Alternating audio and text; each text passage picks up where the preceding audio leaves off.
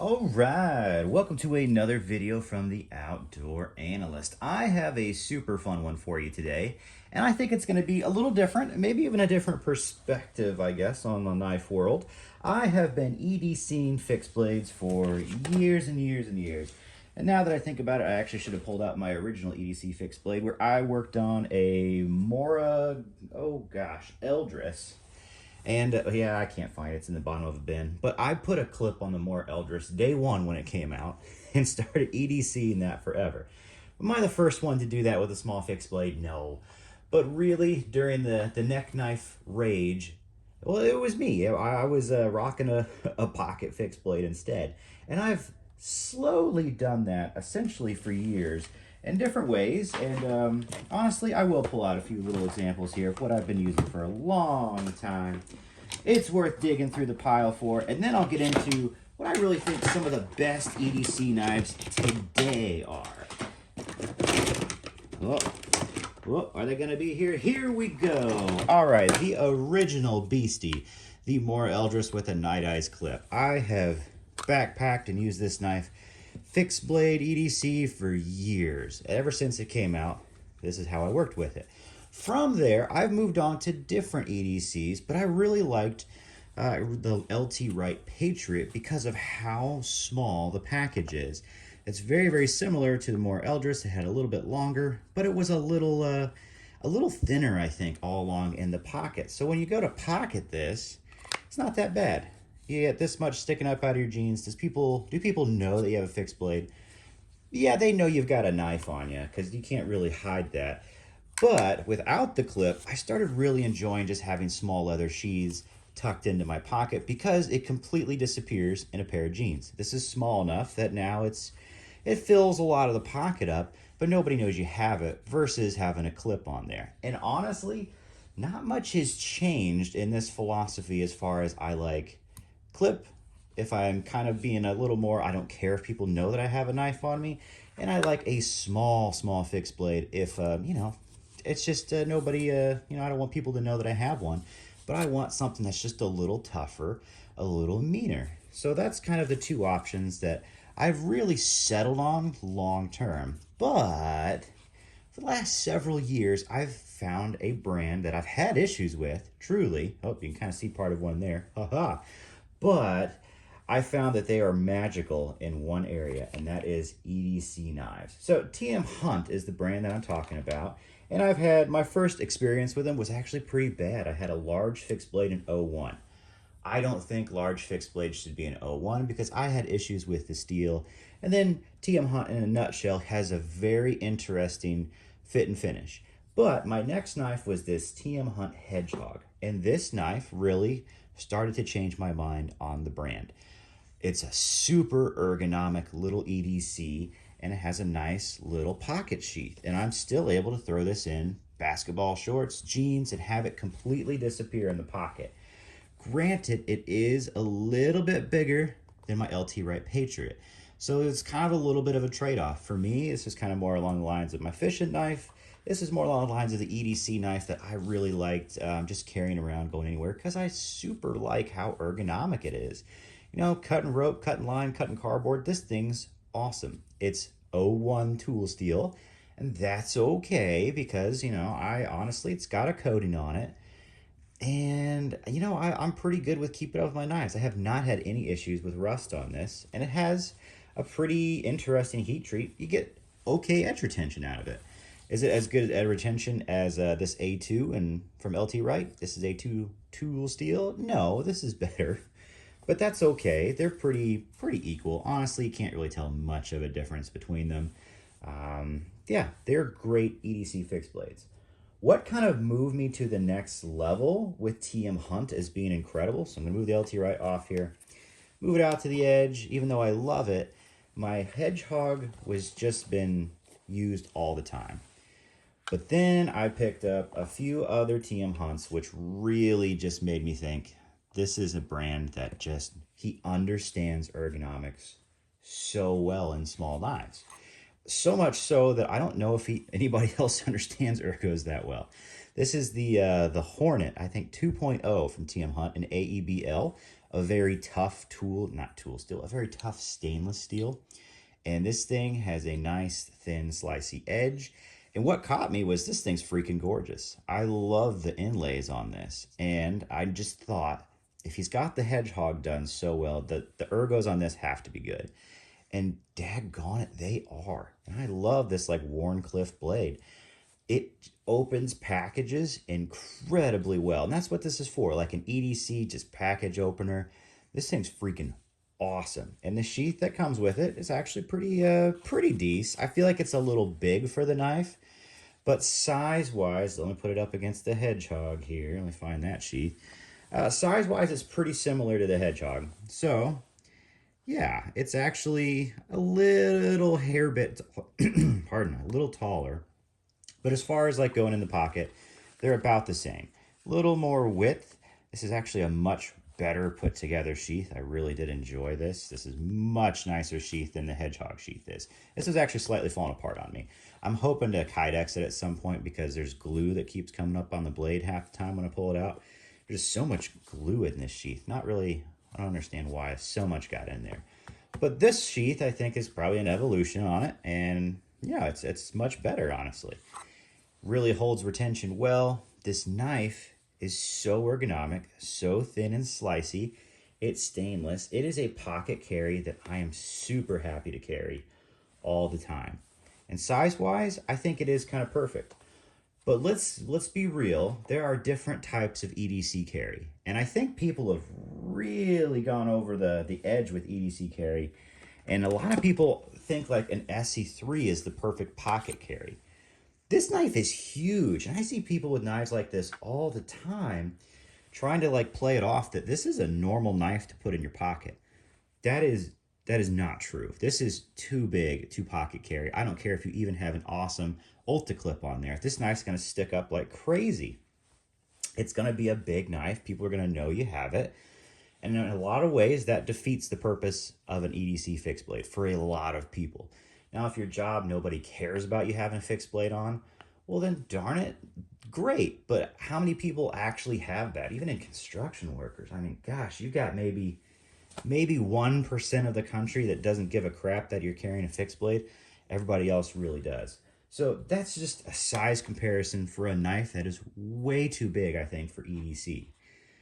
Now I'm going to bring on my largest EDC carry knife. And it is approaching the SE3s, but it's a little bit smaller. This is a TM Hunt Magua, and it is a little bit shorter, but I think in all honesty, this is the max size that you can put in an EDC fixed blade, and for the most part, have it kind of disappear. And TM Hunt got this freaking right. This is just an incredibly ergonomic little fixed blade. 01 tool steel yet again. But it is quite a bit shorter than the SE3. It's a little bit thicker, but it has, you know, it's at least almost an inch less on the size there. This is a 3.25 inch blade on there. I like that blade. It is as big as I'll go for EDC, but the ergos on this are incredible. This is just next level. When it comes to kind of like EDC fixed blades, you kind of have one that just reminds you of, okay, this is like a Spyderco Delica. It's thin, it's light, it's slicey. I can get my regular everyday tasks done. Opening packages, doing great. That's the feel these two knives give you. Very similar to, you know, how I feel with like a Benchmade Bug Out, honestly. These pretty much fit the same bill for me. They're lightweight, light duty knives, but I can be a little more heavy duty with these than I can with my Benchmade. Or with, you know, any other regular knife that I normally use. When I kind of upscale a little bit and go to like a Spyderco PM2, this is a large folder for me in my EDC. And this is more along the lines of, you know, maybe a tactical folder from going to a place where, you know, I want something that's just a little bit more. Yeah, my PM2 is going to come along with me. That's how I feel about this knife. How I feel about the Magua. It's just that next size up. It's about as big as you can go. I can't really pocket sheath this sheath, to be honest with you. The size of this is a little too big. It kind of hits the true belt knife arena. Because here's the Hedgehog. The Hedgehog's kind of almost the max. You can see it's a little too big. So, got a Kydex, have an Ulta clip on it, And this works for me in a few different ways. This works really well if I have essentially shorts on. For shorts, I can clip this and it fits right inside the pocket without people knowing. But if I have jeans, this will stick out. I can't hide it in a pair of jeans. You still see the handle.